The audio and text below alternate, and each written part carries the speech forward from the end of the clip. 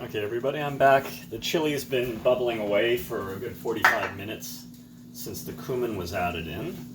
It's the pinto beans are just starting to thicken up the sauce nicely. It's got a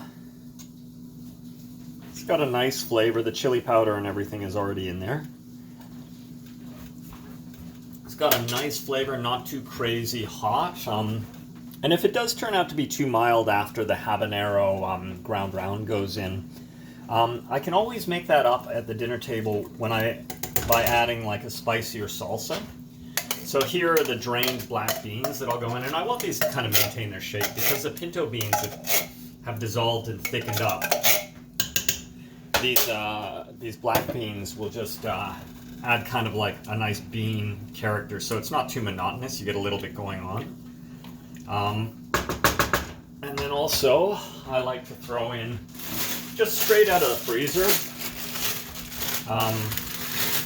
fairly good whack of frozen corn.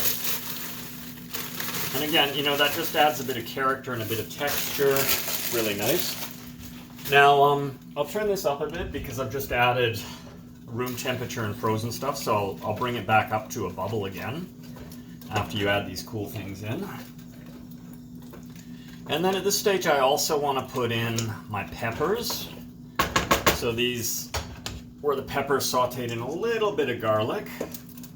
Just throw those in, and now they'll just add a little bit of character to this. And I'll put the ground round in, and then the zucchini in right at the end, so that they won't dissolve too much, and you'll be able to see them in there. But with the red and yellow peppers, I kind of want them to add a bit to the flavor. So I'll bring this up to a boil, and then I'll add the other bits in. So I'll let you see that then. Okay, so now the corn and the beans and the red and yellow peppers have been in for a little bit of time. It's starting to bubble quite vigorously. So I'm going to turn that right down. I'm just going to quickly wipe off the splatter from the wall. Just because it's easier to get at that point.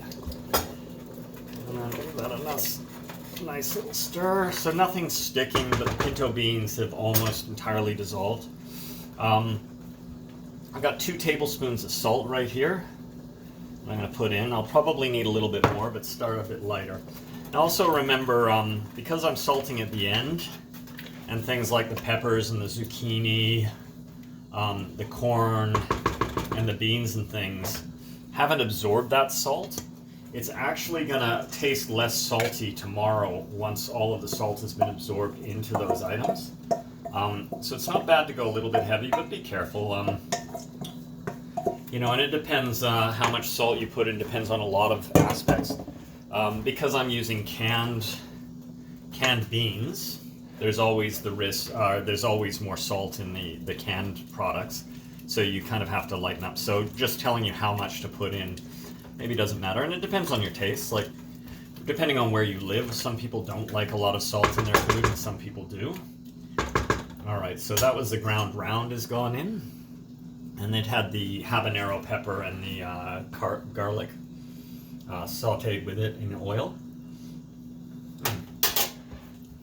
So that's got a really nice balance. Nice mouthfeel when you get a little bit of the corn, a little bit of the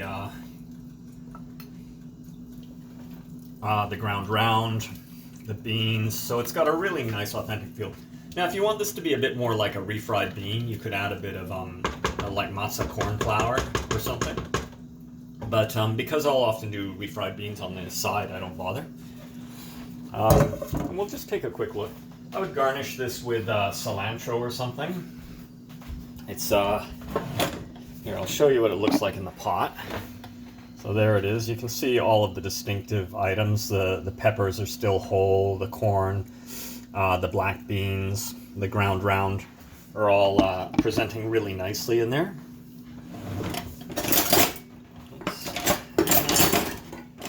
You know, when you look at this in a container, a bit of salt on the side, you get a nice balanced chili.